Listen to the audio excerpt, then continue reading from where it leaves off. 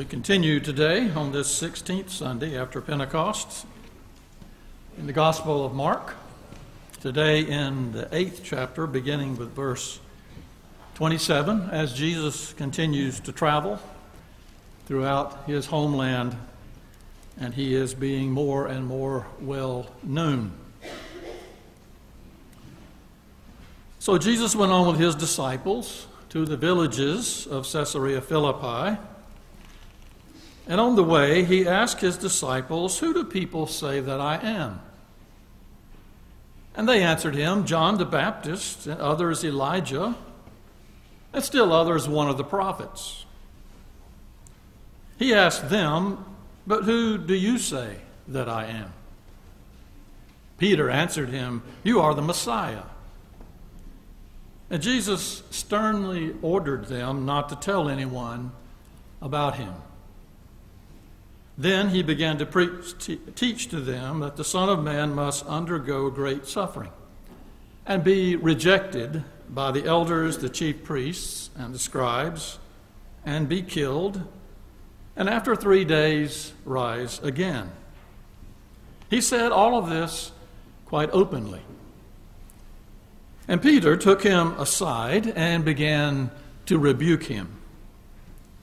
But turning and looking at his disciples, he rebuked Peter and said, "Get behind me, Satan, for you are setting your mind not on divine things, but on human things."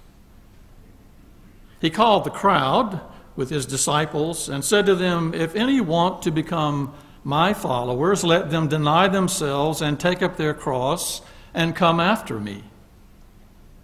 For those who want to save their life will lose it, and those who lose their life for my sake and for the sake of the gospel will save it. For what will it profit them to gain the whole world and forfeit their life? Indeed, what can they give in return for their life? Those who are ashamed of me and of my words in this adulterous and sinful generation, of them the Son of God will also be ashamed when he comes in the glory of his Father with his holy angels."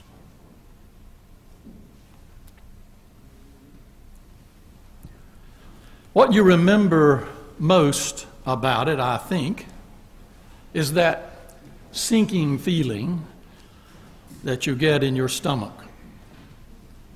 You're looking in your rear view mirror at the blue flashing light directly behind you, and there's a split second of incredible revelation, and you know that light is for you. Now, the sinking feeling is followed by a brief period of denial.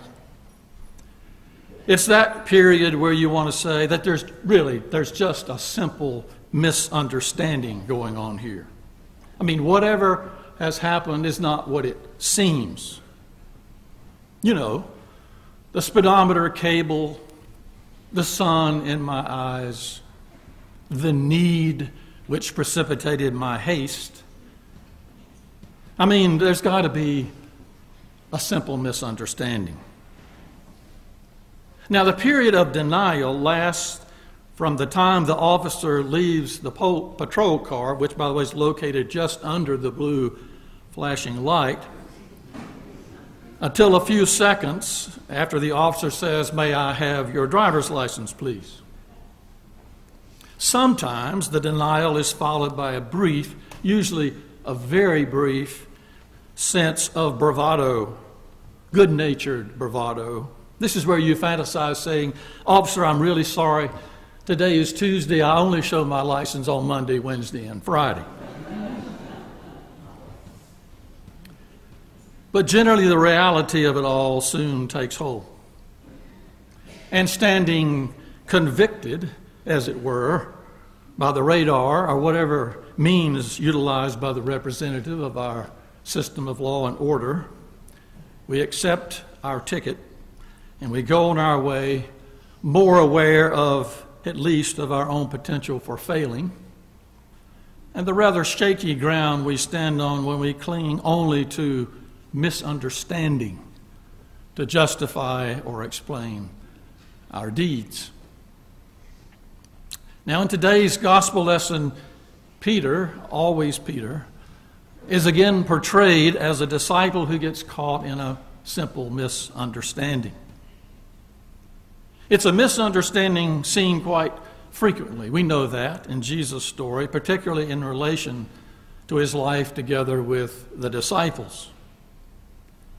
In fact, it's a misunderstanding which continues to confront disciples of our day, even disciples like us. And the misunderstanding has to do with our recognition of Jesus' identity and what that demanded of him and still demands of anyone who would be a follower of his. In this story, Jesus has gone to Caesarea Philippi with his disciples. Along the way, the crowds are following him. They come up to him. And Jesus almost casually asks, "Who do people say that I am?" John the Baptist, some say Elijah, some a prophet. But then Jesus turns that question personal and says to this group of men, in this case, "But who do you say that I am?" Peter replies rather quickly, "You are the Messiah." And then Jesus sternly, says Mark, sternly tells them not to tell anyone, goes on to explain that he must be rejected, he must suffer, he must die, and on the third day he will rise. Mark says he talks openly about this, but Peter doesn't understand. In fact, he takes Jesus aside and lets him know that he doesn't like to hear Jesus talking like that. But Jesus replies firmly to Peter, characterizing Peter's comments as temptation. And then he turns and he says this, a phrase which I think essentially describes the reality of discipleship in Jesus Christ. "If any want to become followers of mine, let them deny themselves and take up their cross and come after me." You see, it's one thing to say, yes, Jesus, he's the Christ. Yes, Jesus is the Son of God. It's quite another to be able to answer the question, how does that recognition matter to me? What is my connectedness to the Lordship of Christ? Or how do I become one who would be a follower of Jesus? Where does that water hit my wheel? I remember our 6th grade Sunday school teacher one Sunday brought into the class a game. It was called the Disciples Game. And you rotated around the room from table to different teaching stations. Now, for me, I couldn't think of a time at that age when I didn't want to follow Jesus. But one of the activities on one of the tables was to take a 3x5 card and to write on it something that was very special or very valuable to you. And then at the next station, you had to look at your card and answer whether you would give that up, what you wrote on the card, to be a follower of Jesus. Now, on my card, I had written my collection of model cars. I remember thinking at that second station, I don't know about this. Can I just be a disciple and keep my cars? I thought that as a teenager too. I didn't see anything in the Bible about playing with cars anyway. Can I be connected with Jesus and everything else just stay the same? It was really quite a dilemma for me that Sunday. In fact, I told the teacher, rebuked the teacher, that we should do more Bible study in the class and quit playing these silly games. Connected to Jesus. You know, some people say to be connected to Jesus is really just a simple matter of believing. Believing. We recognize that Jesus is the Christ. We put our minds to work toward that end, and we go on with life. It's a cognitive kind of thing. When the question is asked, do you believe? Sure. You raise your hand. No problems, really. Nothing to be lost or gained. Little demanded. No high obedience. No heavy involvement. Just an easy surface kind of conformity.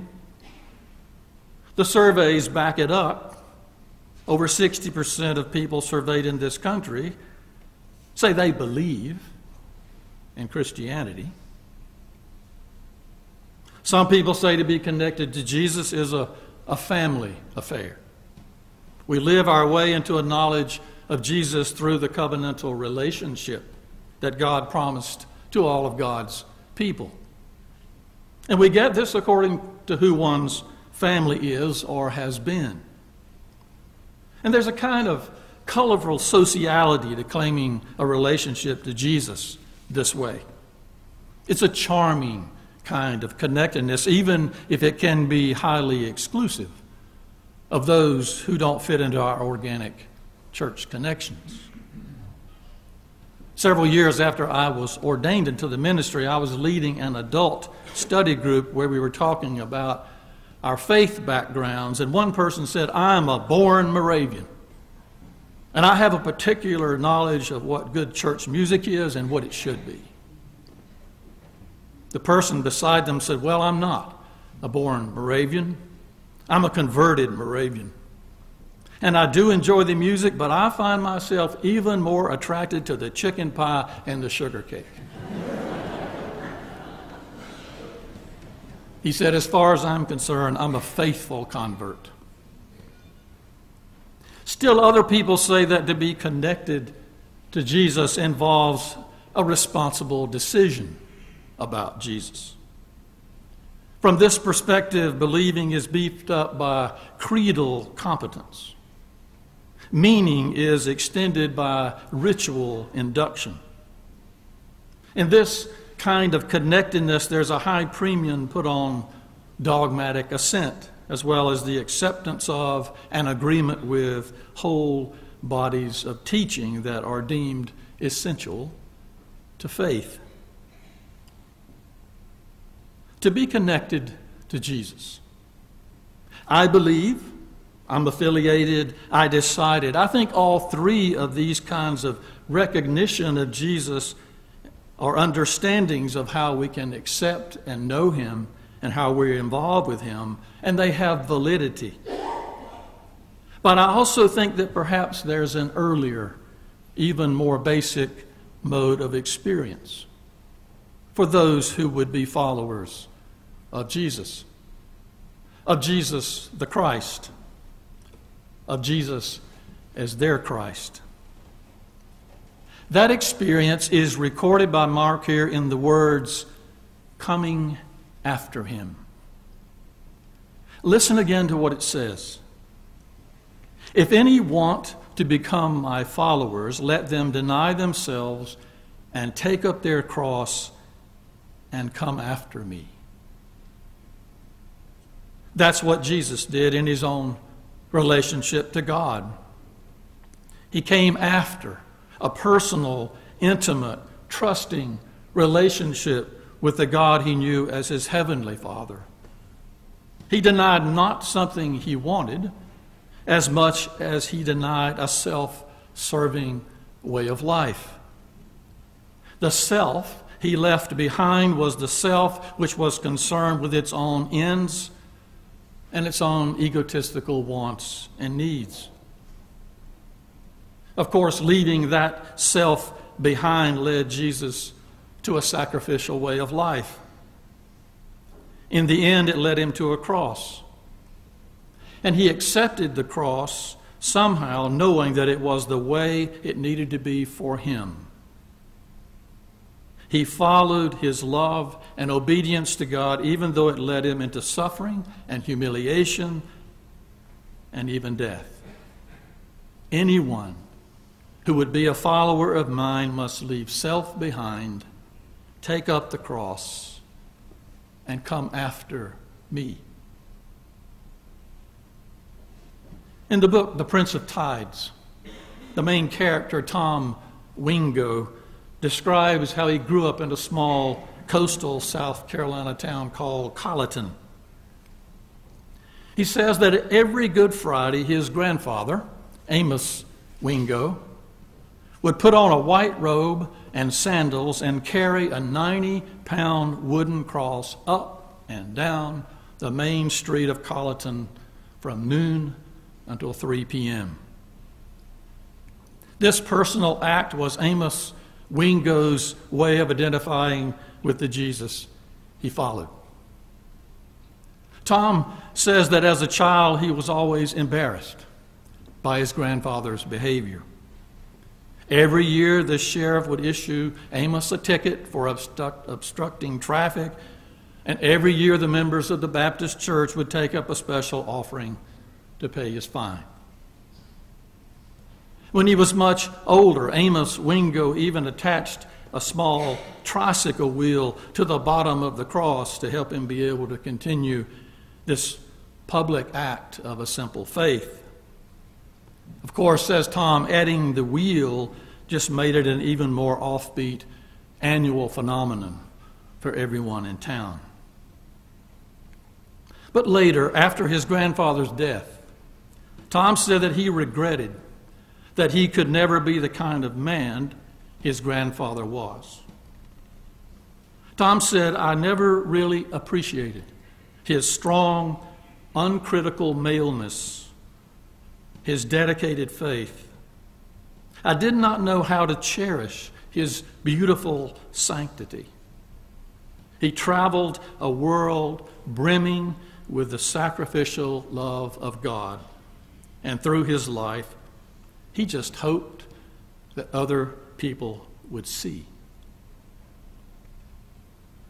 Really, my friends, there is no other way to be a follower of Jesus but to get involved. And to get involved is to take up the cross and come after Jesus. Peter couldn't handle that, and neither can we a lot of the time. But Jesus, says Mark, spoke plainly, "I must suffer and die." And when the sacrificial love of God calls us, we realize that that's what we must do too. To come after Christ means that at the cross we aren't bystanders. To come after Christ means that there are no uninvolved disciples, just like there was no uninvolved Messiah.